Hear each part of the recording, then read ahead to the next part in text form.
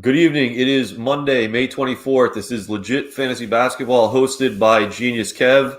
And before I bring the other guys on, I want to talk about two birthdays. First one is today.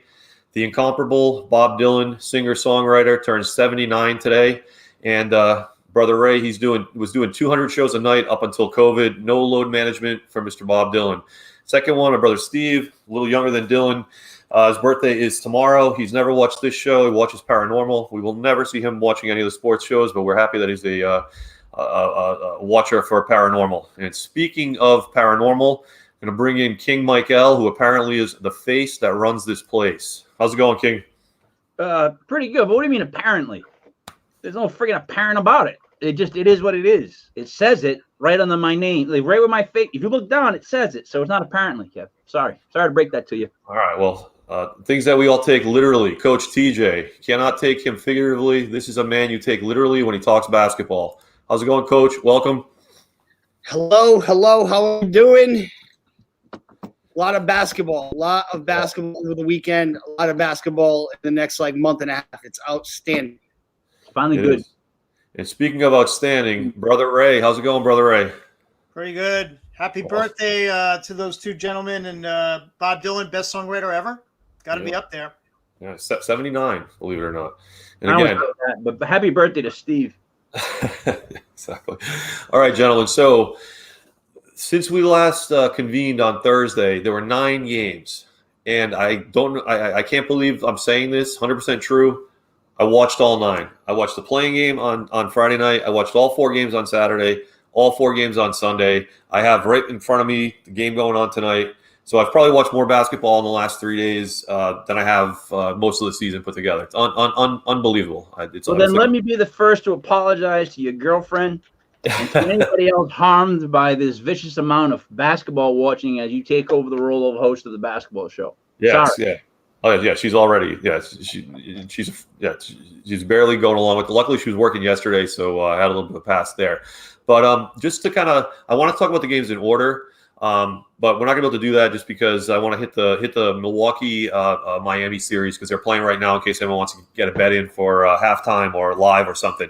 So I guess just jumping into that first game on Saturday was the tip for the weekend. Miami 107, Milwaukee 109 in overtime. I got to say, Ray, Jimmy Butler draws fouls unbelievably well. I've never seen there's one other guy I'm going to mention the same thing for, but unbelievable. But the only thing I want to mention before I turn it over to you guys is just the variance in that game. Miami on 3-pointers was 20 of 50. Milwaukee was 5 of 31. And Miami's, in Milwaukee only squeaked out a 2-point win. So I was high on Milwaukee before the series started. I'm probably a little higher now. I bet them tonight. But we'll start with you, Brother Ray, on that series because you were a big Miami fan all season. What did you think of Game 1, and what do you think about tonight? Yeah, I mean, I thought it kind of played out the way we thought. The Heat came out and they played. I mean, they played them tough. At one point, I thought they were going to win that game, but you got to give Milwaukee credit. I think right now they're the hottest team in basketball. At the end of the year, they were playing the best, I think, in the Eastern Conference. That lineup has really become something to be amazed at. Drew Holiday, Middleton have really stepped up. I look for Milwaukee to take this series, but I think it's going to be close. I don't think it'll be a sweep. Yeah. All right, Coach. What are your thoughts on that game and tonight in the series? The first thing is I know that we had talked off air about we need some legit fantasy basketball gear and attire. Because I think that's a big part of what we have to do moving forward. But I'm going to spend the whole night sitting back like this because I absolutely love how I look with a Batman logo on my chest. I really do. That series, I think it's over right now. And I'm basing that on looking at the score on the top of my screen. And that's a game that Miami had to get. Jimmy Butler can't make a shot. He just can't buy a basket is what it looks like. This Miami has to win that game. They led. They're right there on the road. That's a game you have to win. I was kind of 50-50 on this series. Like Brother Ray said, I don't think it's going to be a sweep. But by losing that game and then coming out tonight you don't want, you're not ready, you're going to go down 2-0 to a Bucks team that's playing out of its mind right now. And Middleton, is there a more underrated guy in the NBA in the last 5 minutes than Middleton? I mean, we've had the privilege of watching him play against the Celtics and hitting some crucial shots. When Boston fans were trying to tell me that the likes of Avery Bradley were better than Middleton. No, this guy can play, and in crunch time, he had another big shot. So yeah, Jimmy Butler shot like 4 for 20, and that's a game that Miami had to win to make it a series. I think that was just about wrapped up. If they're going to win tonight, they're going to be up 2-0. They're not going to lose 4 times in a week to Miami. It's not going to happen. All right, King. Any thoughts on the Miami-Milwaukee? Yes, I do. Milwaukee needed that game to kind of wake them all up, get the playoff dust going and the engines revving, right? Miami needed to hit their shots. They did not. Hottest team in basketball, not the Bucks. It's the Grizzlies. And I've noticed in the playoffs that it's kind of like when you watch the Honey Badger like fight a group of lions, those videos. I don't know if you guys watch them, but I watch them all the time. It seems like the teams that are willing to get down low and hit the boards and take closer shots are prevailing so far. The teams that are out fighting the other teams, even if they're smaller and they shouldn't be, but they're like honey badgers. That's how I feel. I feel like energy, hype, and just how hard people are playing has actually showed a difference in this first round overall. And I think the Bucks will win in a sweep.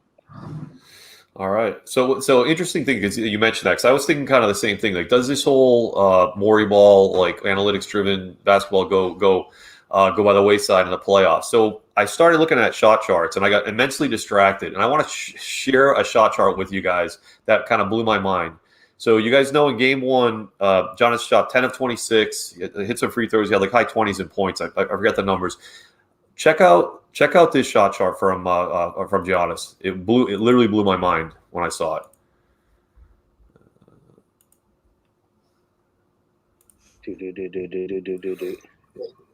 Hey, it's Sham God. Sham God, baby. Look, these are the only shots he hit. He hit 10 shots at the rim, missed 16 anywhere else outside of 2 feet.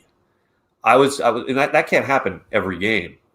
So that alone, tells me things are gonna get better for him. But it's only like I was looking at a couple others, and this thing just really, I was like, this can't be right.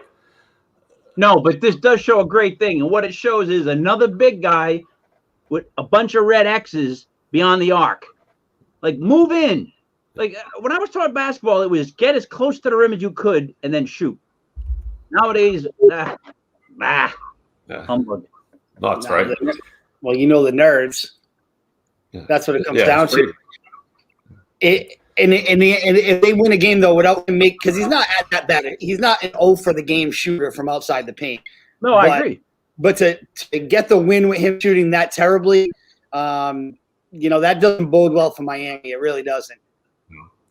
No, and the other thing was Miami hit 20 of 50 on threes. Number one, they shot 50 threes, which is insane. Number two, they shot 40%. Come on to me. Yeah, it's going to go. It's not going to bode well for Miami. But and the last thing I just got to say is I don't know what Brook Lopez is trying to prove. We've talked on this show several times. He dropped 18 and 8.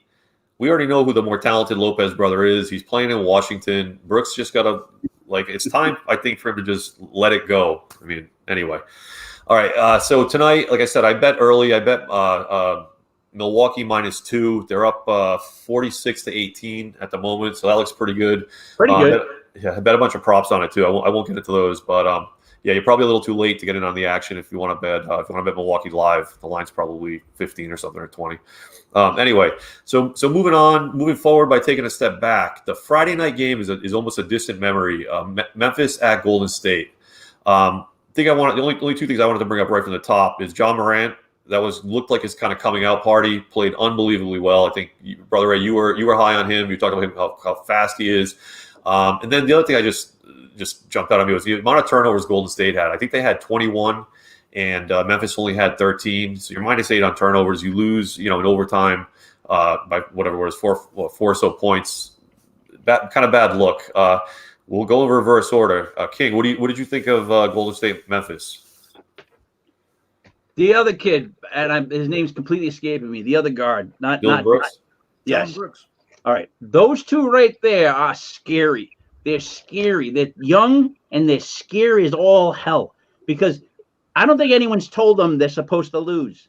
You know what I mean? I don't think anyone said, hey, by the way, calm down. You're young. You're going to, go out in the first round. And then all the big time players that we, put in Sprite commercials, they're going to be there in the end. So go easy. But they're not going easy, are they? That they're showing you that like a backcourt could just kill you.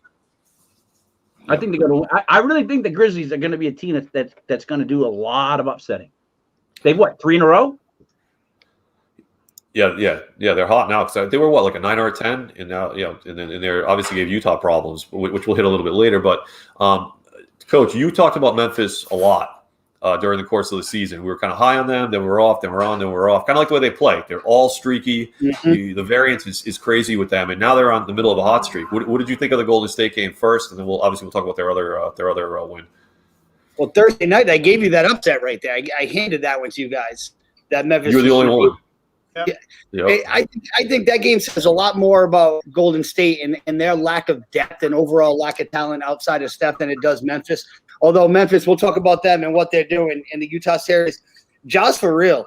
Like, and you know what I like about him? Now, he was banged up earlier in the year. He missed a lot of basketball games. But if this is prime time, if this is the Ja Morant that's going to play when the games are in the playoffs and when his team's in the national spotlight, I like those kind of guys that show up when the lights are on brightest. And, he's good enough in the games that we're not watching. But if this is the kind of way he's going to play when the whole country's watching, yeah, good for us and good for Memphis too. Dillon Brooks really looks like he looks like a 10-year pro just by looking at him. And he's a baby too. Yeah, so I thought it says a lot more about Golden State. They're farther away. Steph can hide a lot of flaws, but they need Thompson back. They need the rookie back, and they need to draft somebody that can contribute right away. I do think they have like Minnesota's pick or something too. So don't be surprised if Golden State is right there. But yeah, if this is playoff Ja, then sign me up. Yeah, well, it was a phenomenal game. And the thing that's just strange with him is like it doesn't look like anyone can keep up with him. Like when he makes his move and goes to the basket, and Ray, that I kind of want to finish with you because you had talked about how quick he goes left. It looks like he's playing with like high school kids or something. Like he's at the rim laying it in before it looks like he even get a chance to react. Yeah, I mean he looks like he's playing on wheels. Looks like he's on roller skates where everybody else is kind of in the mud. And we talked about at the end of the regular season how a bunch of all-star point guards pretty much had their way with him. I mean, before that, I think it might have been 2 or 3 games before that, Steph had his way with him. So I think it was big for him to come out in the playoffs and make a statement like that. But the thing about Dillon Brooks I really like is his toughness. He is someone who will fist fight anybody at any given moment. And I think you need players like that in the playoffs. I mean, Valanciunas didn't even have a good game. I mean, he had 9 points, didn't play a lot. But then you look at someone like Grayson Allen, who's almost that forgotten draft pick, had 4 steals, played 25 minutes, 12 points, 4 big steals. So, I don't know. Ja proved a lot to me. And if you have that young backcourt, you have a really legitimate big guy, Jaren Jackson coming back slowly, hopefully getting his form. I mean, that's a good young nucleus there. Hey, quick question, Brother Ray. When we went to go see the Sixers on Brother Jesse's bachelor party trip, and they played the Warriors, I believe. Yes. Who was the dude that was on the Warriors at that time that could get open because he was so freaking fast? Remember, we were like he's just so fast that he can beat anybody to a spot. He could dribble and get there, and nobody. Who it was? I'm trying to think. He's not with them anymore. No, like a spot-up shooter that's wicked fast. It reminds me of Ja Morant is what I'm basically saying. Like when he decides to go from here to there, you're not going to beat him there. So he gets there and gets the shot off, and that's what that's. I can't think of that player, but yeah, I think I remember seeing that game, and we were talking about him. But the similarity is striking that they both, again, they can get to that spot. They move like they're on roller skates. They're just that much faster than everybody else. Yeah, and the thing that's funny with what people are saying about Memphis, and I was going to mention a little bit later, but the announcers were like, "Oh, they're probably tired." I think it was like Mark Jackson. They're tired. The fatigue's setting in. They're the second youngest team in the NBA. Ja Morant's 21. Dillon Brooks is 24. if they're tired after playing like 3 games in 4 days or whatever, 3 games in 5 days, then we have big problems. Like at that age, people shouldn't be mentioning that. All right, so moving to the next game on Saturday, Dallas 113 at the Clippers 103. That game was tied with 2 minutes left. 2.5 minutes left. It was tied, and obviously Dallas pulled away. Donson got a triple-double. The only other thing I wanted to mention here was Dallas was 17 of 30. Again, this is variance. Dallas was 17 of 36 from three-pointers, so almost 50% with 36 three-point attempts. And the Clippers were only 11 of 40. And the Clippers had a monster year shooting threes. So obviously they were under, the Dallas was way over. Dallas pulls out the win. Clippers say they're not worried. I guess, what did you guys think about that game? Let's start with Brother Ray. Well, I mean, viewers, I gave everybody that pick last week. I said take Dallas, and I just had this weird feeling going in, and I even picked them to win the series, that they just matched up well and they were ready to explode. I mean, you look it up and down that lineup. I mean, Finney Smith had a great game. Porzingis, coach, I know we were wondering about him. Was he going to show up? I mean, he had a decent contribution. Hardaway Jr. had a really good game. And obviously, they're led by Luka, who was his usual outstanding self. So, I mean, the Clippers were not playing well going into the postseason, and that's where my concern was. I know right now they're saying there's no problem, but usually when there is a problem, that's what teams start saying. Coach, what are your thoughts there? Well, first thing, Kawhi's dunk was mad. Like that was like cool. That's like Kawhi's dunk, and there was a couple of dunks this weekend. I'm not super big hype man on the dunks, but there are some plays where you look and it's like, that's why I think NBA basketball players are the best athletes in the world, because I don't think anybody else in any other sport can run full speed and then jump into contact like that. It was ridiculous. But I still think the Clippers are going to win the series, and here's why. Hardaway Jr. is not 5 for 9 from 3. Finney Smith is not 4 for 5 from 3. And I don't think you can rely on Jalen Brunson, as much as a winner he is. So he played nearly perfect basketball. He really did. He played nearly perfect backup point guard basketball. I feel like they shot the lights out and won the game. Good for them. And it was a fun game to watch. That score is so misleading. If you didn't watch the game, you missed out on a really good game. I mean, there was a time in the fourth quarter where Rondo stepped in and hit a 19-foot jump shot. And I'm like, if Rondo's liking jump shots, then the Clippers are going to win. And that's not how it turned out. But yeah, that series is going to be a battle every step of the way. I just don't know if Dallas can consistently shoot. I mean, they shot almost 50% like three, like you said. I don't know if they can do that. But then on the other side of the coin, I don't know if Paul George is good. Like, I don't know if he's good anymore. He had 23 points on a lot of touches. It takes him a lot of touches to put up the numbers he puts up. And I just don't love what they're doing there. But yeah, it's going to be a slugfest. And those were the first 2 games of the weekend, and it was like, all right, this is awesome shit. Yeah, and Coach, we talked about overreactions, and the overreaction for that game is break up the Clippers. It's done. Like Paul George is over. Break them up. Tyronn Lue's not the coach for that team. All that stuff. That's the overreaction for that game. The overreaction for Miami is almost the same. Break Miami up. But King, what did you think about Dallas, LA? I know that when we were talking about starting a basketball show, you were like, watch the Mavs. So now we're in the playoffs. You still watching the Mavs? You still cheering? You still think they got it, or what? Of course, and I don't think it's an overstatement to break up the Clippers. I think George is done. I think TJ wanted to say that, but he just didn't quite say it. But he kind of is done. We're seeing the end of Paul George. And again, it was another game where it seemed like the Honey Badgers beat the Lions. Like the more aggressive team, smaller team going up against the big Giants, and they beat them. Like I feel like it's effort, and I think the youth is stepping up dramatically in the playoffs on all teams. And they just show, at least in the first couple of games, they're showing them that they can still run. They get their wheels. They're good. Keep up with us. And the Clippers seem like a team that didn't wake up.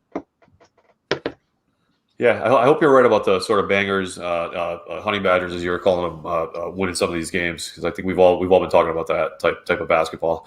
All right, so that's it on Dallas, LA. Moving to the Saturday night game, Boston 93 at Brooklyn 104.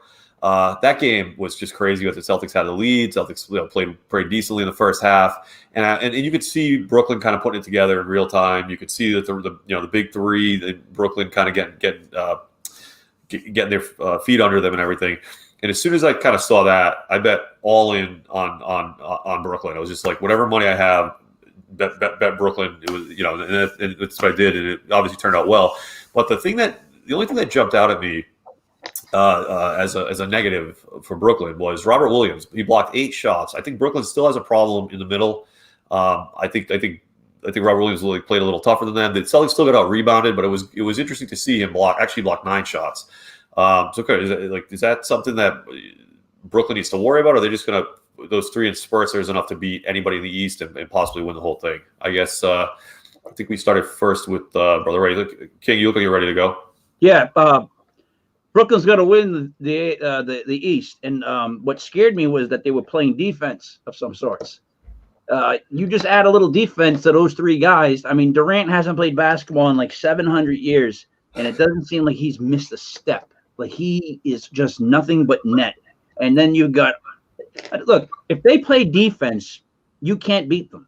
Like that's my thought process. If they play like C+, B- defense, you're not going to beat the Nets.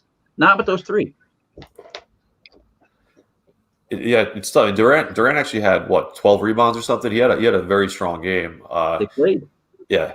And I guess we'll go to Coach next. I know you always have some good commentary on the Celtics. Tatum had 22, 15 in the first half. Kemba had I don't know, something like low 20s or something. But what did you actually 15? But what did you think of the Celtics in that game? What do you think? Do they have a shot? Actually, we know they don't have a shot, but does Brooklyn have it all? So here's the thing about that game, right? I've been in coaching situations before where I got the better team and the other team jumps out on you. And that's when, as a head coach, if you got the goods, you just sit down and cross your legs and just calm everybody the bleep down, because I was getting the text messages like, are you watching this? And, is Brad still a bum? And that's when you just put the phone down and you sit back and you say, relax, everybody. The Celtics are terrible. And now that it's playoffs and they can just pretty much hone in on Jason Tatum, there's really nothing else going on there. This series is a sweep if I ever saw a sweep. Here's one thing, though. There's way too many possessions for Brooklyn where Kevin Durant dribbles the ball off the floor and jacks up a 25-footer. And there's more possessions than there should be. I'm going to guess 9 times during that game where Brooklyn have possessions where only Durant touched the ball. And I don't know that you can do that. Like, I don't know that you can win a championship having those kind of possessions. That said, we bash James Harden, like, in the world. James Harden seems to have found a niche playing with these 2 guys, moving the ball and playing unselfish, looking like he actually cares about defense and shit. Like, it really is impressive to see him kind of not be a scumbag in terms of being a player that you don't like to watch. But the Celtics don't have the goods. Brooklyn's going to sweep them. And if Brooklyn's going to beat Milwaukee, though, Kevin Durant can have possessions where he just doesn't pass the ball. Like, he just can't do it. And Coach, one thing I wanted to add to yours before we go to Brother Ray, those like mic'd up bullshit that they do. Steve Nash actually was mic'd up, and he said exactly what you said when the Celtics were leading, and like they usually don't release anything good on those mic'd up because the teams have to approve it. And he was like, just don't worry about it. Just keep playing the way you're playing. Eventually, our shots are going to fall. Don't worry about it. It was awesome. Yeah, for real. Sometimes you sit and go talk to the guy. I'm coaching high school most of the time. You go sit and talk to the guy at the end of the bench and pretend you're not watching because you know it's all going to settle down in time. Like, relax. And I think that Brooklyn did a real good job of that, just playing through it. And I'll tell you what, hate him and all. Kyrie with the basketball is – Kemba just has no freaking shot. Like, he has really no shot. They have to send help to Kemba because he can't keep up with them. That's my take on that whole game. Yeah. Brother Ray, anything you want to add to Celtics Nets? Yeah, I just want to build on what Coach said with Harden. I mean, 21, 8, and 9. Yeah. I mean, he almost had a triple-double and 4 steals. So, I mean, he's really fitting in. And you know what? We've seen that with him wherever he's gone, on different teams that he's gone to. It takes him a while, but he does fit in, and he does assimilate. So that's a bad sign for the rest of the league. I will say, though, that, the big 3 they had their numbers. There was only one other player, Joe Harris, that had double figures. Everybody else was pretty much a no-show. So that's going to have to change against the better teams like the Milwaukees and the Phillies of the world. So they're going to, and I think Coach touched on that. Durant's not going to be able to just come up and hoist 3-pointers against the solid teams in the East. The only thing I'm going to add to that, though, is I was alive when Dirk Nowitzki did just that and won a championship. I just want to add that it is possible for a guy to get so hot that he just shoots nonstop until the team wins. Oh, yeah. I mean, I was alive for the Bulls where Michael Jordan just shot nonstop until the team won, too. I mean, it can be done. But you're going to play against a Milwaukee team that's going to move the ball. My question is this. Those three guys, I don't know how you can single out any one of them and be like, okay, we're not going to let this guy beat us because they're so freaking good at getting their own shot. None of those three guys rely on anybody else in the gym to get a shot. And that's one of the hardest skills in the NBA is getting your own shot. There's not a lot of guys that can do it. Take a look. You mentioned Joe Harris. If Joe Harris they don't pass him the ball, Joe Harris can't score. Those three guys are getting a shot off no matter what. I don't know how you can take one of them out of it. You almost have to outscore them, and that's why what King Mike said is the biggest point of all. If this team decides they want to play some defense, what are we supposed to do? Yeah. Yeah, I mean, they kept Boston to 93, so it's crazy. But I think that they're also kind of lucky that, like, they're going against they got to figure it out against the Celtics. If they were figuring it out against the Wizards, it'd probably be a little bit different. There'd be a little more pressure on them. But I don't think the Celtics team can really put them under a lot of stress. All right, gentlemen, we're going to try to pick up the pace a little bit. Next game, Portland 123 at Denver 109. This is the first time I watched Jokic in a little while, and he's just like an effortless scorer. Like he shoots, whatever he does, it doesn't even look. It looks like he's barely trying, and it's just like net after net after net after net. And it was just really pretty to watch. I also noticed he only had one assist, so apparently they were Portland was consciously trying to let him shoot more instead of facilitate. So that's an interesting one that I want to get your opinion on. And then the last thing I'll mention is Carmelo, monster game. I think he had 18. He had like 15 in the first half off the bench against his old team. That was really cool to see. With that said, I know Brother Ray, you go first, as you are a Melo fan. Yeah, I mean, you know what? Portland came to play. I mean, they had what, 3, 4, 5, 6 in double figures. I mean, they balanced scoring across the board. The studs played like we knew they would. I mean, Lillard, McCollum, I mean, Nurkic. I mean, Covington almost had double figures. Powell played well. Anthony Simmons put in a great game. I mean, like they were firing on all cylinders.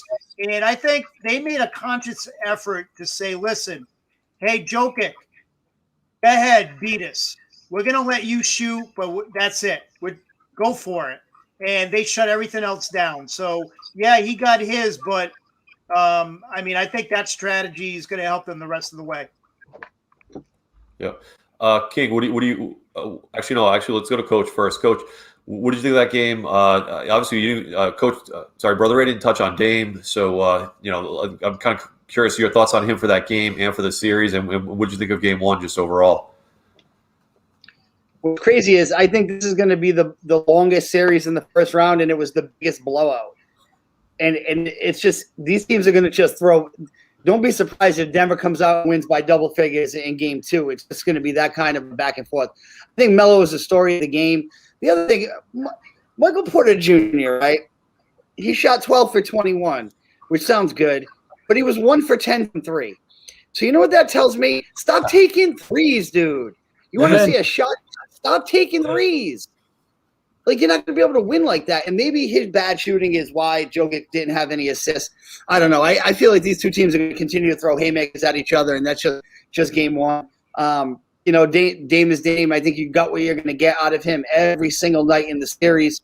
I think McCollum has more to give. I didn't feel like he was as aggressive as I would want him to be. But when Melo comes in balling like that, maybe that's why. So this is going to be a fun series.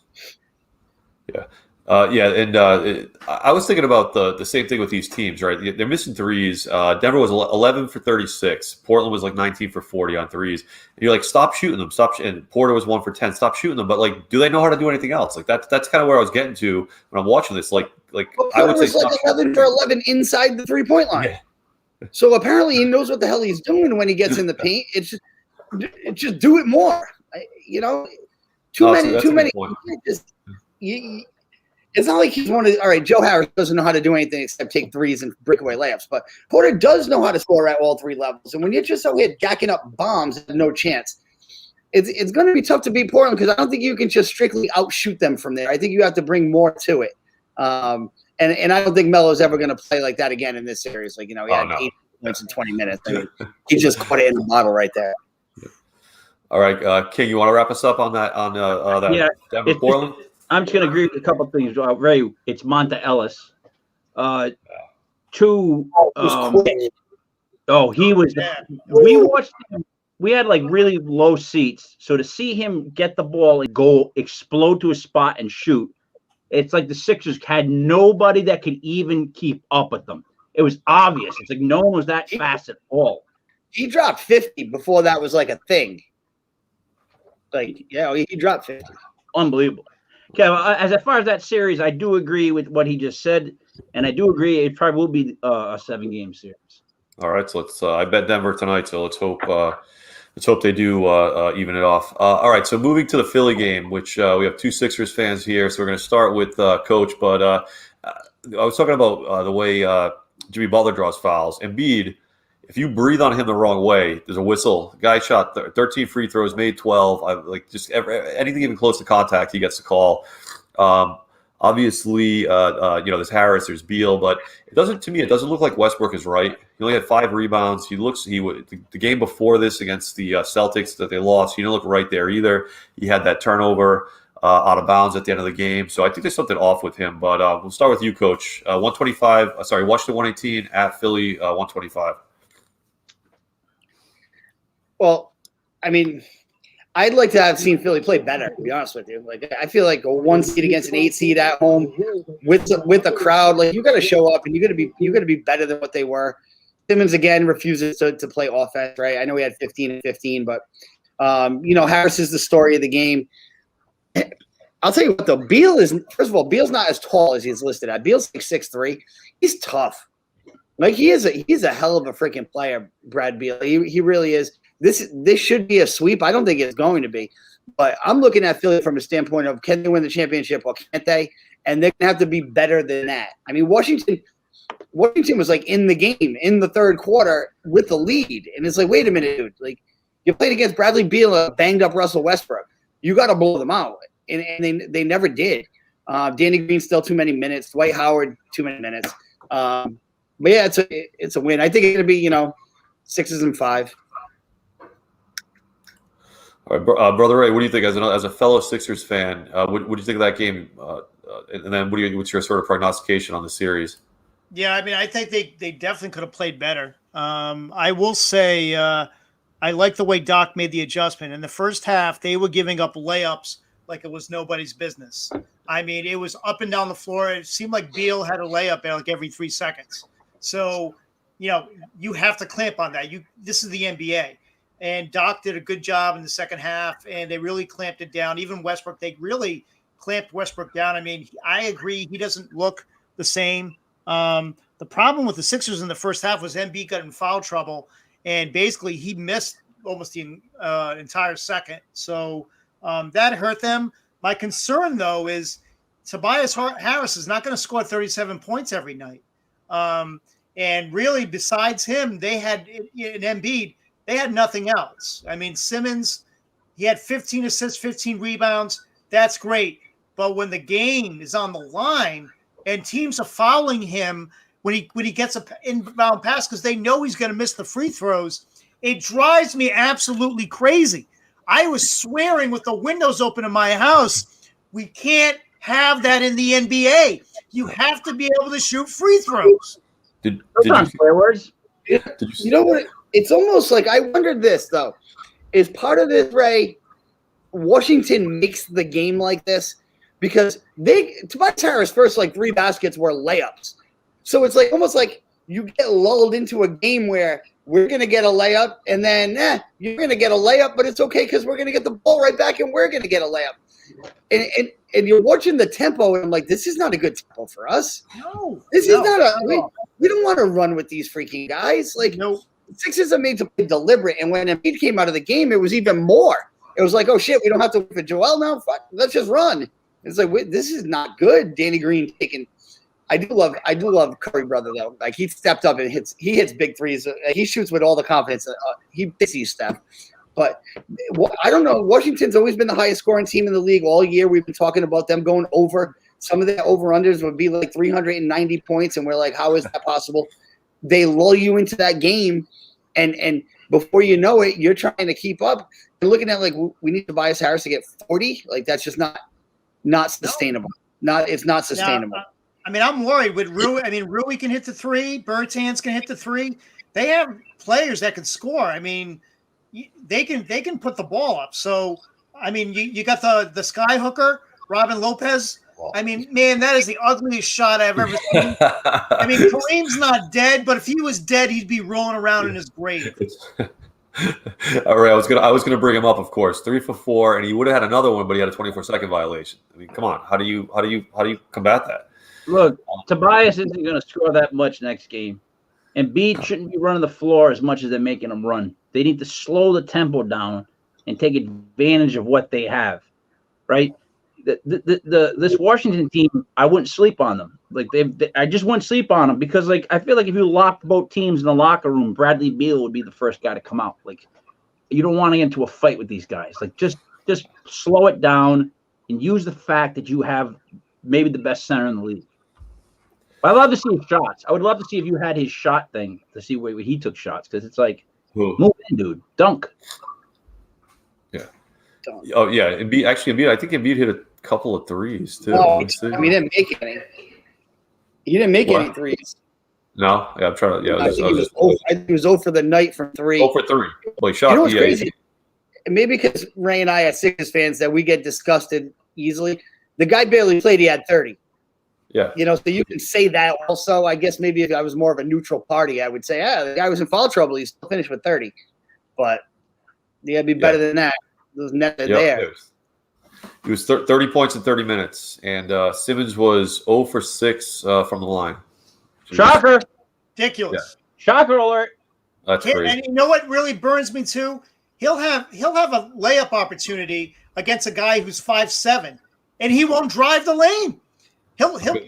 He'll pass it out. No, he'll come driving down the middle. Instead of lifting up and dunking, he'll throw it to the same cross corner that he's thrown it.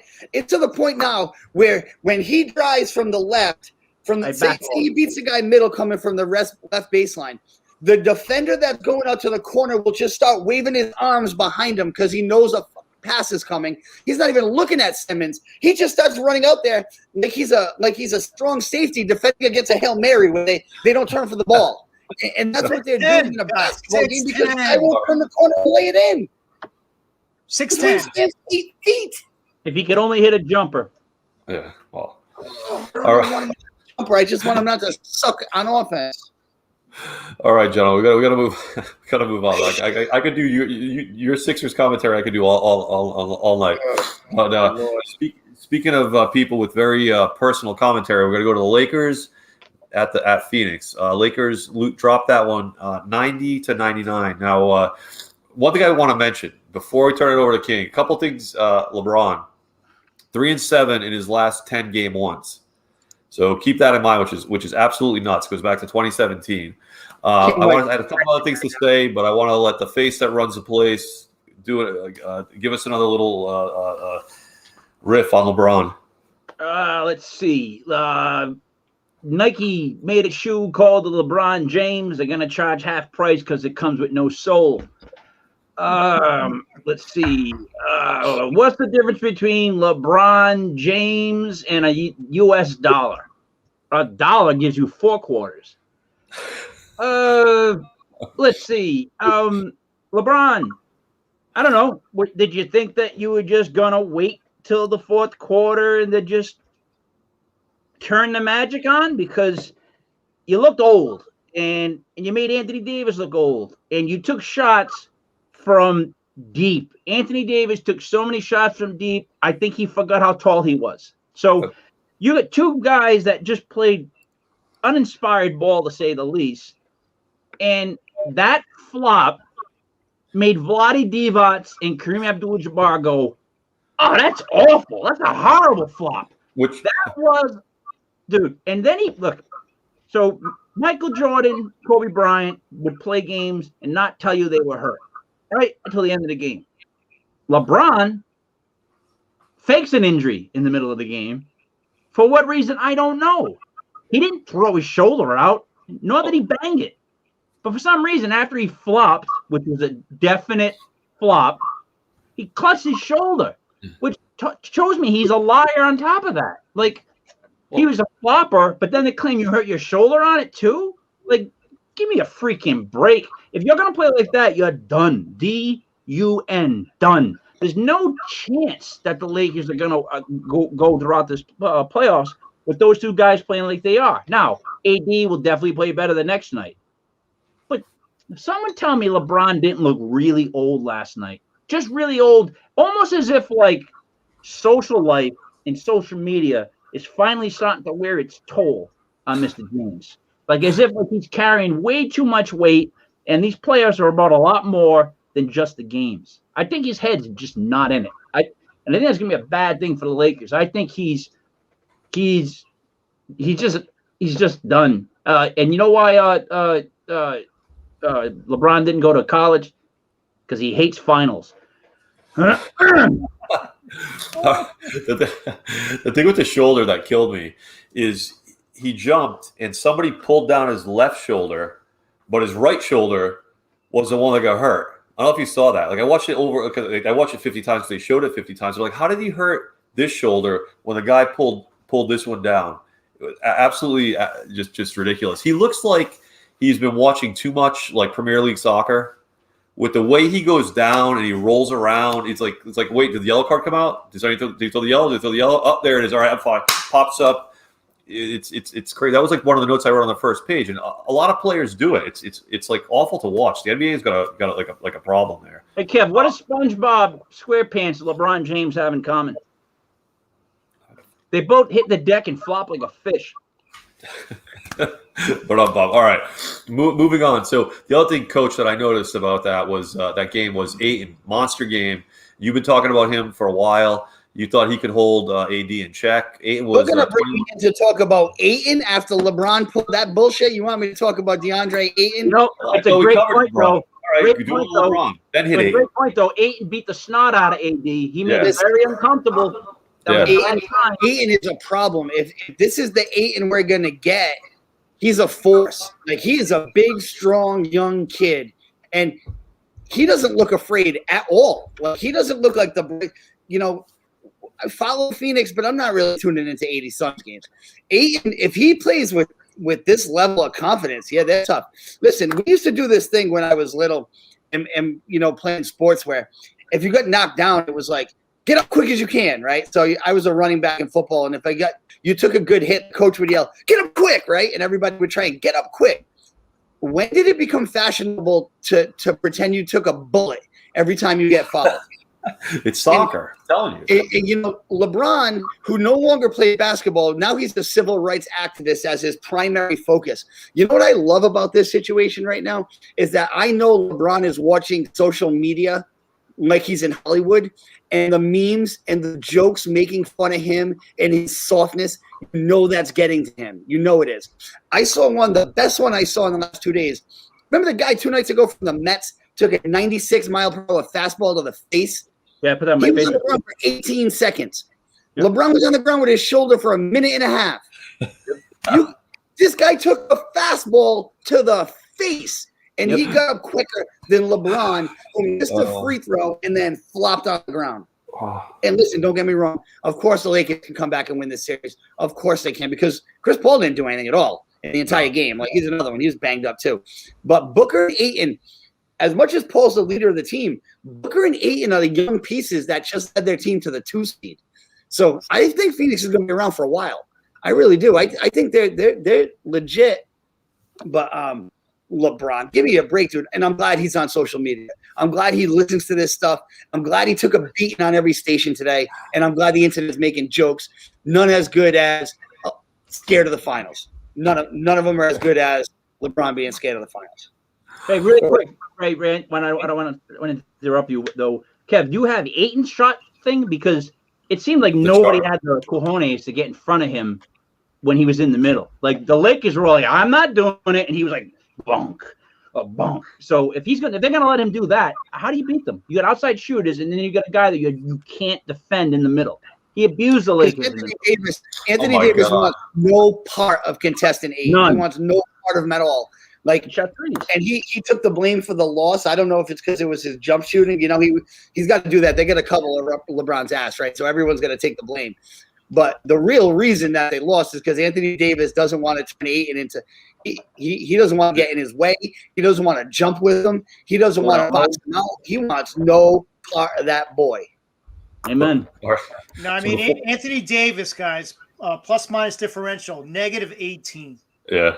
I mean, just completely shut down. And I got to say this with LeBron, even his flop game is really bad, guys. Like, he needs to really practice his flop game. I mean, you're a content creator. Yeah. Come on. You have all these. You're an influencer. You're an influencer. The flop game is just not there, guys. He's got to do better than that. There's no energy. Like, come on, LeBron. You got to work on that flop game. There's a little guy that hit him, too. It wasn't a big guy that hit him. All right, so I got to share. I pulled up the Andre Ayton's shot chart. This is my dream Nella shot chart right here. It's a red dot in the middle of the paint. No, it's not red. You want green. You want green. It's unbelievable. Absolutely unbelievable. Hey, you got Jim. Hey, look at that. That is one of the best things I've ever seen. Wow, you know what's weird?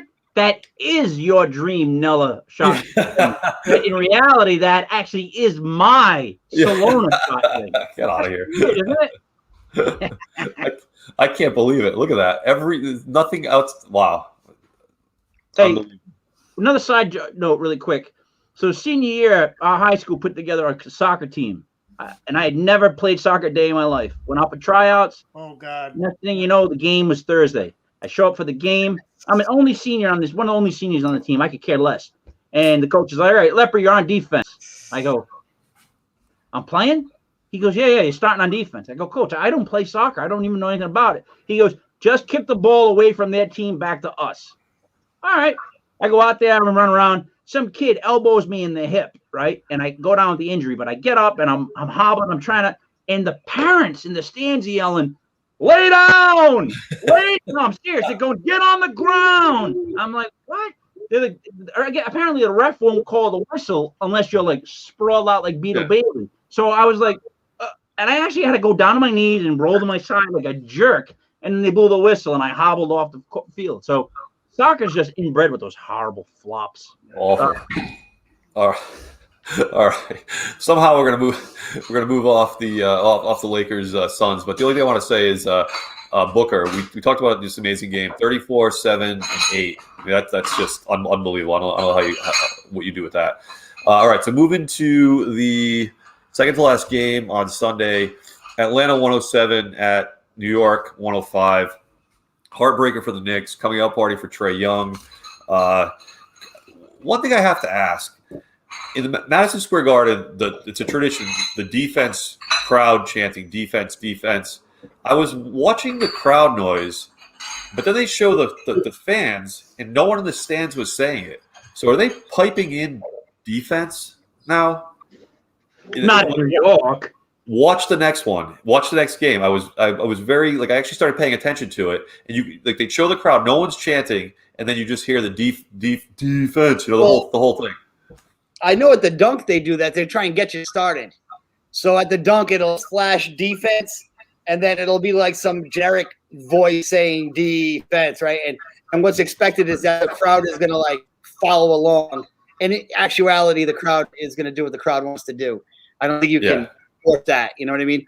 It was just that was an exciting basketball game, though. That was a ton of fun. Huh? That was, to me, that was the most fun game of the entire time. I'd like to know this. I'm going to ask Brother Ray, why does Philly have Alec Burks and he's like riding on the bench and then he's coming out last night dropping like 30 something points? Like we couldn't use him. Him and Hardaway were both. I was saying the same thing with Neto in the game against us on Sunday. I'm watching Neto and I'm like, gee, he's better than like 6 guys we have. Yeah, we couldn't use him. Burks, like I don't understand. Speaking of dunks, RJ Barrett's dunk was like, yeah. I actually stayed home a second longer to see SportsCenter's top 10 to see if it was number 1, and it wasn't, because somehow Phil Mickelson is making a better athletic play by hitting out of a sand trap than RJ Barrett is coming down and banging on someone's head with his left hand. So you tell me what's more athletic. Knicks need more out of Julius Randle. Trey Young is for real. This series is going to be so much fun, like so much fun. Can I go in next, Ray, real quick? Sure, go for it.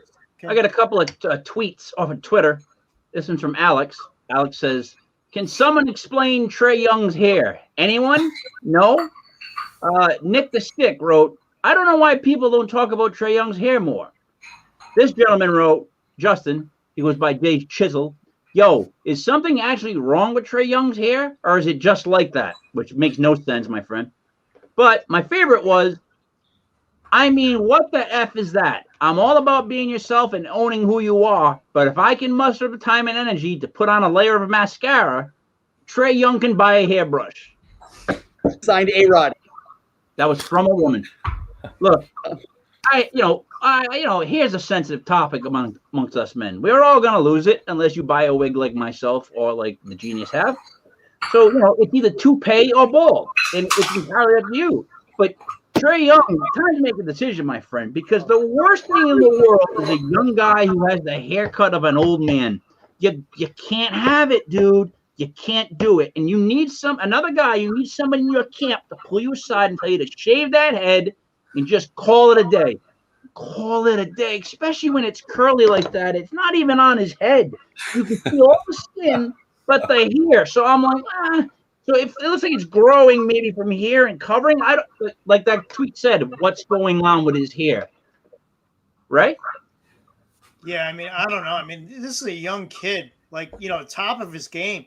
Like, somebody give him. I mean, talk to LeBron. Maybe he can get his magic marker, his Sharpie. He can kind of fill in the spaces or something for him. LeBron will hook him up, right? He's got his people. Yeah, that's too many spaces. That's so much spray paint, Ray. It'd be like, whoosh, you know what I mean? Like, that's too much spray paint. Just shave the head, kid. I mean, it's like a weird, like, reverse Jerry curl or something. I don't know what he's got going on. I just feel bad for the kid because he's a great player. But, man, 2 really good teams. This is going to be a great series. Awesome. Atlanta's got a great lineup. We knew that going in. The Knicks, I mean, Barrett, Randle, those are 2 keepers right there. Those are 2 cornerstones to build your franchise around. If you're a Knicks fan, you have to be happy. Yeah, all right, you lost. That hurts. But, I mean, look at the way they played, folks. Well, what do you guys think about Julius Randle? I mean, he had a horrible 6 for 23, not a great game. You guys think like he's being exposed? Is this a regular season wonder, or you guys think he's going to put it together in a playoff series? Yes, he will. He's awesome. I wish the Lakers got a guy like that. TJ? I think it's just a bad game for him. And that's going to happen in a long series. That's going to happen. Don't forget, Capella's a presence, and it's you got to be aware of him, and you got to there's some different things that you got to get used to that perhaps he's not. I can't believe we spent 6 minutes talking about Trey Young's hair when the kid went into Madison Square Garden, dropped damn near 40, and hit a game winner, and we're on wondering what kind of shampoo this guy uses. No, I'm not worried about the shampoo, dude. I can tell you, he does not have a wig, dude. That is not a wig. His fault. It's his fault we're talking about his hair, not us. That's my point. You don't want us to talk about your hair. Cut it. Like, come on, be real. When I look at my head, I go, yeah, I got a couple of years, I think. Right? Maybe a couple more years. I got a good couple of years left in my run. But let me tell you something. I've already said this to my wife. The minute you see it start to bald, let me know because I'm shaving it. Like, I don't want to be that guy that walks into an Extramont or whatever, Speedway, and then you see that mirror up at the top, like, oh, shit, I'm bald. Like, tell me now, I'll shave it. All right. Moving swiftly past Trey Young's hair. The last person I want to mention in that game is Derrick Rose. Definitely a good game. Definitely a solidifying presence. I think he's gonna have a good series. They're like upping his minutes to the end of the season, and it's gonna be cool. It's gonna be cool to see how they continue to use him. Agreed.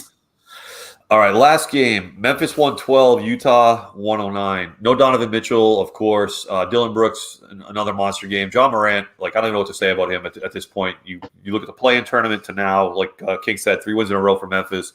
Morant's had great games in all of them. Weird game though for Utah, 12 of 47 from three-point land. And again, coach, at one point they had a lower percentage than that. They were they finished at 26% or something, and they just kept hoisting them up and hoisting them up and hoisting them up, and they ended up losing by 3 only because Bojan Bogdanovic, who is of no relation to Bogdan Bogdanovic, who plays for the Knicks, somehow pulled together 29 points and kept them in it. But they were thoroughly outplayed for most of that game, I thought. Let's go first, Ray. You want to go first on this one? Yeah, I mean, I think this game was a lot worse than the score indicates. I think Memphis was clearly dominant. I mean, their stars came to play. Valanciunas had a great game, 15 and 12. I mean, we talked about the guards. They have some serious problems, Utah. I mean, Kyle Anderson put in a great game. He had 6 steals. Memphis is playing, guys. You say what you want, playing game, wonder, whatever you want to call them. They are for real. And if Utah doesn't wake up, they're going to be in a lot of trouble. Yeah, completely agreed. The big man battle, Gobert was 11 points, 15 rebounds, and he fouled out. And Valanciunas was 15 points, 12 rebounds, and obviously didn't foul out. And then you got Mike Conley back, but no Mitchell. He's supposed to play in the next game. But I was a little bit surprised that Memphis pulled that off. Like you said, Ray, it was not as close as that score indicates. Coach, what did you see? Well, the first thing is this kind of reminds me a little bit of the Miami series where Memphis was playing the role of Miami that had to win the game that they were close in. If Memphis is going to win the series, they can't drop that game, and they outplayed them. They straight up outplayed them. First of all, the NBA has a weird thing this year for the first time ever where Utah they can't figure out why Utah's good. The NBA, so they have 2 guys that finished first and second for the 6th Man of the Year award. Did you guys see that? So Clarkson won the 6th Man of the Year. Ingles came in second, but only one guy can be the 6th man on your team, and then the other guy will have to be the 7th man. It doesn't make any sense. The Donovan Mitchell thing, he wanted to play. He has to play, and they sat him out anyway. And now today there was a lot of chit chat, he's coming out publicly, and usually they don't come out publicly. And you can tell by some of the comments from some of the players, Gobert almost was we thought he was going to play. That's not my decision. You'll have to go talk to him about it. A lot of times in this situation, the player really doesn't want to play, and the management's taking one for the player. Well, that's a messed up situation. They're not going to beat Memphis without Donovan Mitchell. Not after what I saw last night. So, boy, that would be a pretty cool story for Memphis. I mean, we've been saying all along, I want the teams that earned it all regular season. But if Utah wants to shoot themselves in their own foot and sit their leading scorer, well, all bets are off at that point. And go for it. Exactly. All right, King, any final thoughts on that game? Yeah. Again, no one told Memphis that they're supposed to lose. And the thing is this, like he just said, you don't play up to it, then they're going to beat you. And if they beat you at home, now that's a whole different series. They just keep winning, and that's a problem for other teams, right? As dumb as that sounds, because they just keep winning, so it becomes like a habit. And again, they might win this series because if they flipped it by winning at Utah, that's a big deal to me. I don't know. And I'm worried about this. I wanted to see Utah go all the way, but I'm actually worried that they might be one of the casualties, like upset casualties in this. You ever hear this happens with quarterbacks in the NFL sometimes where they say he's too young to know any better, right? So the kid will throw for 4 touchdowns and throw into double coverage, and the announcer will be yeah, he's too young to know any better, and that's why he's able to do this kind of shit that they're going to coach out of him over time, right? And they're going to coach all the enthusiasm out of his life, like they did to Jay Cutler. right now Memphis is playing like they don't know any better. They're just out there balling. And Ja's balling, and Dylan Brooks isn't scared. And you watch the game. Of course, Utah is the number one team in the NBA for a reason. There's no reason for me to think they're going to lose the series. But this is great experience for Memphis moving forward. Like this will solidify their core. It'll make the core believe in itself, and hopefully it'll make the organization believe in the guys that are there, because Ja's that good. Maybe like a free agent think twice too. I bring a big name free agent. And Tennessee, Tennessee's a red state. Some good Americans in Tennessee, low taxes, no Democrats. I mean, if I'm an athlete, I'd rather go to Tennessee than go to California. Go play with LeBron's punk ass and pay a 60% tax. They're playing with house money, folks. Yes. Playing with house money, and they've proven a lot of people wrong. So, I mean, as Coach said, this is going to help them going forward, regardless of whether they win the series or not. And I will say this about Donovan Mitchell. He's a tough kid. If he had a severed arm, he would have been out there. So that's all on Coach. He gives me that vibe too, right? Yeah. And he came out and called out the organization, which usually if they call out the organization, it means they really wanted to play. Of course, if Donovan Mitchell was an A-level superstar, he would have just walked on the floor and they wouldn't have done shit about it, because that's what Kobe would have done. He would have gimped himself onto the floor and dared them to drag him off by his uniform, and they wouldn't do it. Bird walked onto the court with a broken face. After it bounced on the floor. Won the game.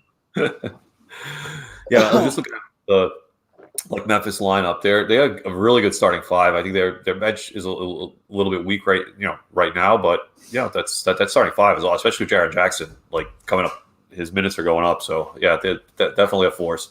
All right, so that's kind of a review of everything, and we did some of the preview. So we're going to go through them really fast, just if you guys want to add any thoughts or picks or something. We talked about the Monday night games. We talked about Miami and Milwaukee already. Second game tonight, Portland +2 at Denver. Over/unders 227. Any of you guys got a pick on that one? I like Denver to bounce back. King? Denver and who? Portland +2 at Denver. Yeah. I like Denver. Yeah. What do you think, Ray? I'm taking Portland with the points. Really? Okay. Wow. So you think they're gonna go up? Do you think they're gonna take 2 in Denver right off the bat? Okay. I bet Denver -2. I bet Jokic +7.5 assists because they shut him down to 1. So I think Denver will try to do a few things differently. I bet what's his name? Michael Porter Jr.'s over. There's no way he shoots 1 for. Well, I should say, but it's unlikely he shoots 1 for 10 from three point again. So I got a little bit of action on that one. Tomorrow night, Boston +9 at Brooklyn. Well, my only comment here was sad. Even nine's a big number, but would you guys be comfortable betting Brooklyn -9? Yes. Give him 9. Yes. Brother Ray. Yeah. Yeah, I mean, even though Boston played relatively well early in that other game, I think they're done. Yeah. Yeah, that's a tough one. The real one, though, the one that is probably the most, well, it's 2. The next 2 are really, really interesting to me. You got Lakers -2 at Portland. So the Lakers are favored again. Over/unders 208, which is obviously very low. You got LeBron's shoulder. You got Ayton versus AD. Are the Lakers going to be in playoff form? Like I said before, LeBron's 3-7 in his last 10 game ones. So you could, if you're a true LeBron fan, you could just chalk it up to, he doesn't really try hard on the first one. So what do you guys think? Lakers -2 at Phoenix. All right, you called them Portland first time, but it is Phoenix. Yeah, I did. And yes, LeBron comes back in this game and they win by 10 points. Of course he does. I mean, I've actually seen this movie before several times. I don't like it, but I've seen this movie before. So yeah. What you were saying earlier, though, every time this movie gets played, he's a year older. His body will never be the same again. He'll never be 100% again. Is he old enough yet where the movie has to be, where we can't pull the movie off? Nope. Yeah, but it's almost like you got to keep betting until he loses. It's like that dipshit that plays quarterback for the Buccaneers. Like, you got to just keep riding him until you lose once, and then it's like, well, Trent Dilfer? I was right 12 years in a row, and I was wrong this one time. Like, eventually he's going to fall apart, but is this going to be the year? It does feel funny, though, to not take Phoenix at home as an underdog after they just won by 10 and after they were dominant in the regular season. So there's really no fact other than LeBron always finds a way to win not to take Phoenix. Like this should be really, if you just looked at teams and called them, red team, blue team, you would say the home team should be a 11-point favorite.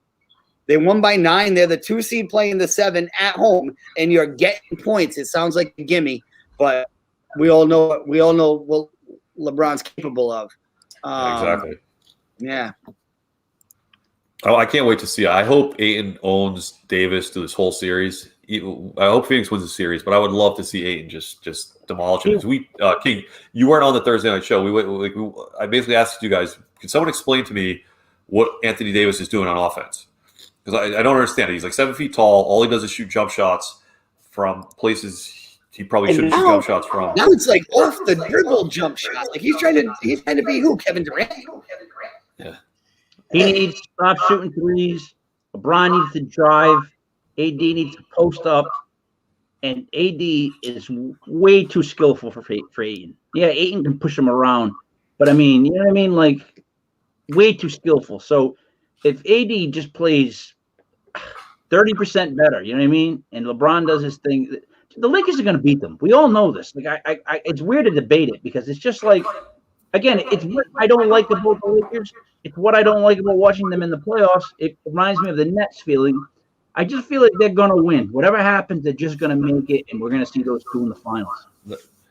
Page 3 of the script.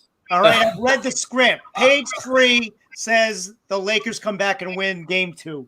All right. You know what, brother?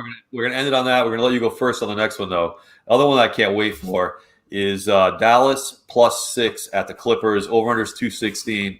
LA already leaked it that Kawhi is going to be playing Luka. He's going to be guarding Luka. So with that other piece of knowledge after the Clippers dropped the first one, what do you think about game 2?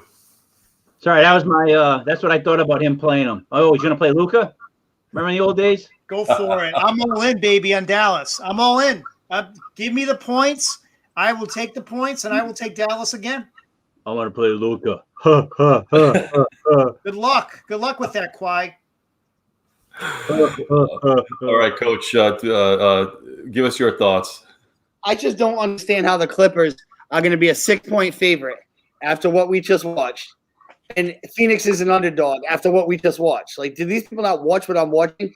I would never take the Clippers right now, given 6 points right now. In this situation, I would not. You know what that means? That means you put your money on the Clippers because maybe you didn't hear me. When I said Kawhi is going to be playing Luka. That is not a reason for anything. That's a reason for nothing. Luka, again, it doesn't matter who you put on him because he doesn't rely on being quicker or stronger or bigger or faster than the guy guarding him. He's playing at his own tempo with his own shiftiness. Although he took a couple of step back threes the other night and love, but what's Kawhi going to do? Deny him the ball 96 feet away from the basket? Absolutely not. Absolutely not. It doesn't matter who's guarding him. He's going to put up 30, 10, and 10, and that's how it's going to go. And do you want Kawhi expending himself on defense, trying to chase around Luka? Especially when Paul George sucks on offense. You almost need Kawhi not to guard him because you need him to keep up with him on the other side. Exactly. Mm-hmm. All right, King, anything to add to that, or do we get your thoughts out? No, I got my thoughts out, yeah. All right, last 3 Wednesday night. Go through them quickly. Washington +8 at Philly. 2 Philly guys. Over-under's 230. But Washington +8. Sixers and under. Right. I'm worried about this game. I'll be honest with you. I think Washington's going to come back and win this game. Wow. All right. Write it down. I hate to say it. I'm just worried. I was worried watching them yesterday. Ray, you've been worried since our first show. Ray's been exactly. You remind me of these Yankee fans that no matter what, they find we're going to be at the ticker tape parade, and Ray's going to be like, "Man, I'm worried about this parade, guys." They're going to drop that trophy, man. They're going to drop that trophy. Simmons is going to get off the wrong exit. All right. King, what do you think about Washington +8 at Philly? Like I said, I said it already. Take the Wizards in both of you are Wizards. Yeah, +8, yeah. God, that's nuts. All right. The big one here is two good ones to end it. Atlanta +2 at New York. Now I haven't seen it. I know he got hurt. Was it Nerlens Noel got hurt? I hope he's back. He's a big presence for them in the middle. I didn't think I was a little worried about Randle. You guys said said that don't worry about it. We talked about Trey already. So King, we'll start with you. Atlanta +2 at the Knicks. The Knicks. Take the Knicks. The Knicks will win this one. This is going to be a brawl. This is going to be a fist fight type game. This is two exciting young teams. Take the Knicks. Yeah. Coach. Yeah, I'm with him. I think this is going to be one of those 7-game series where it just kind of goes back and forth till game 7. I don't see Atlanta being 2 games better than New York in New York. No, I don't think so. I think take the Knicks, lay the 2. All right, Brother Ray. Yeah, I mean, if you look at the way the Knicks are handling that game, it's not like they lost it. They're not crushed by it. They're not phased by it. I think they come back and they win game 2. So what do they do? What do they have to do to put Trey in check? I mean, that's the real question, right? Bump him. Hit him. Bump him. Yeah. Bump him up. And you would think a Thibodeau team, that should be their specialty, right? They probably should mug him on the way into the garden, mug him on the way out, and beat him up for 48 minutes. Like, that's what they should do. I mean, crime in New York City is up by 30% in all demographics, so you'd think they would just be thugging them out. But here's the thing. Trey Young is 22 years old, and he's small. Usually those kind of players have to take a couple of beatings in the playoffs before they put on the weight and get strong enough to take the punishment. Derrick Rose is a grown man. I wouldn't be surprised to see him hit the ground a couple times. I don't think you can keep the kid to like 11 points because he's too talented. He has the ball too much. But you're going to see more from Randle as the series go on. And I think you're going to see some more physicality. Spend some fouls to put him on his ass a couple times, because he's playing awfully confident and loose. And what you do with a confident point guard like that who's 22 is, you got to check him a little bit. All right. Yeah. You look at the end of the bench, Kev, and you see the guy that hasn't played all year, and you go, I got a mission for you. You're going to go out there, and I want you to spend all 5 fouls as fast as you can. And lump Trey Young up. Just set him out there with a comb. Oh, my God. That'd be horrible. Just trash talk the whole time, like pull a pick out of your head, just like. All right, last game, gentlemen. Last game Wednesday night. Memphis +8.5 at Utah. Over-under is 217.5. Donovan Mitchell comes back. Can Ja and Dylan Brooks keep it up? I mean, that's the real question. Can you go first if you want? No. They can, but they won't in this game. This game will go back. It's gonna go back and forth on this one. Like they're not gonna have enough for this game. I think it'll be a little bit rougher, and I don't think they'll pull it through. Brother Ray, what do you think? I mean, I'll tell you what. I think Utah's going to win it. I don't know if they're going to win it by 8.5, though. I don't know. I would take Memphis with the points. And Memphis. Yep. That's a huge number. I mean, a couple of these games are crazy. Yeah. I mean, this is basically saying that Utah's going to come out. Mitchell's going to show. Notice Mitchell's not even on the injury report. Not even questionable. Not day to day. No, he's back now. Suddenly. I don't. There's no possible way I can see. Memphis winning 2 games in Utah. Utah does not lose at home. Like, as a general rule, you can go back to like 95, 89 probably, since Utah sucked at home, lost 2 in a row in the playoffs. I think 8.5 is a big number. I don't think there's any way that Memphis wins the game, but could they slide in there and cover? Yeah. Why couldn't they slide in there and cover? So to me, I'd take Memphis and the points. If you could tease that to a bigger number, boy, you might have yourself something to work with. Mm-hmm. The thing you guys got me thinking about now is now I'm like, Memphis doesn't know any of the rules. Maybe they don't even know that since you already stole one on the road, you're supposed to lose game 2 to the home team. So they're going to try hard. Doesn't matter. You already got home court. They might not even know that. They might be like, hey, we should win this one too. Like, you got to be thinking about them in a totally different way. It would be cool if they did. That put a lot of pressure on Utah. Going into Memphis where hey, by the way, one last thing that noticing these crowds actually start to appear has helped the playoff environment an awful lot.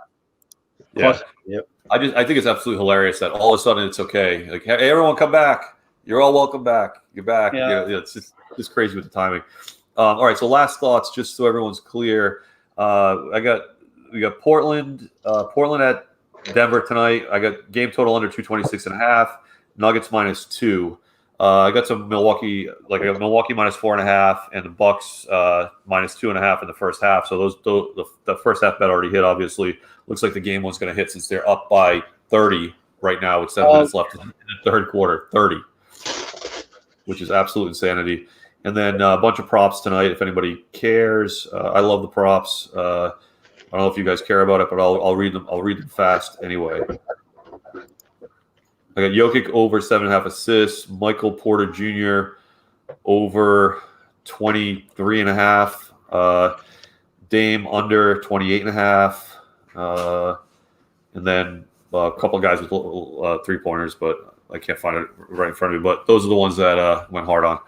All right. Wow. Oh my God. Ryan Lee, autographed jersey. Sorry. That's amazing. That's impressive. Isn't it? I only need Jamarcus now, and my collection will be complete. He probably Jimmy Butler's plus minus right now is -35 tonight. Leaf probably sold that jersey for painkillers at one point, and now you have it. You probably feel pretty bad about that. I'll probably just sell it for dope. Yeah, same thing. Exactly, same exact thing. Just different kind of drugs. All right, gentlemen. Any final thoughts as we get into the second games of round one? We got 8 games again between now and when we talk on Thursday. So a lot of action. Any final thoughts on a series, a game, a player? Anything you want to leave the audience with here? Yeah, let me leave first. It is the honey badger syndrome. I'm telling you that. It's teams that go out there and they don't think that they can lose. They're not even thinking about it. They're just playing their balls out. Those are the teams to worry about, it looks like to me. Like the Lakers got beat down low. A lot of teams are getting beat because guys are getting to the rim.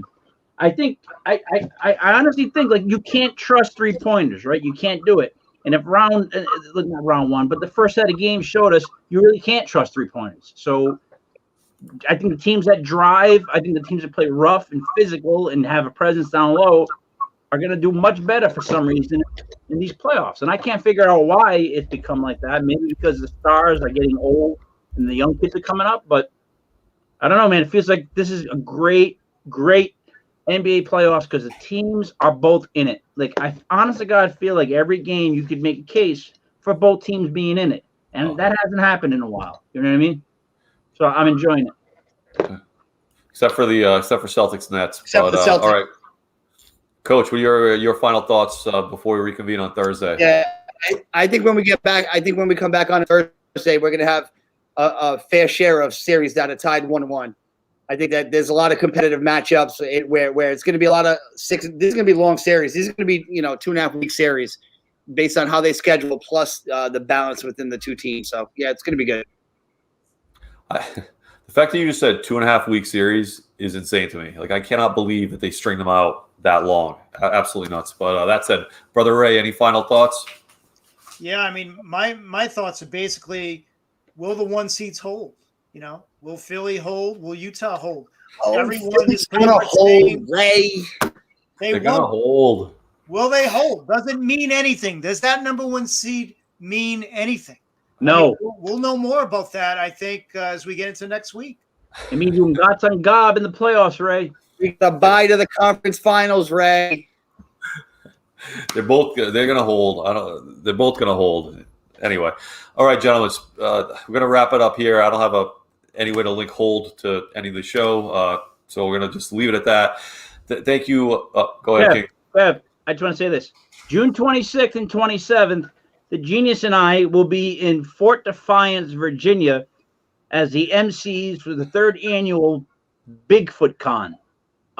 There's a remarkable amount of vendors and presenters that are going to be there. It's like a beautiful, beautiful place to go. And if you feel like traveling down to Fort Defiance, Virginia, if you tell them that Genius Kev and King Mike sent you, you actually get in free. So if you're listening to the show and you want to go down and talk about Bigfoot with some people in the woods that you don't know, come with us, and you can get in free.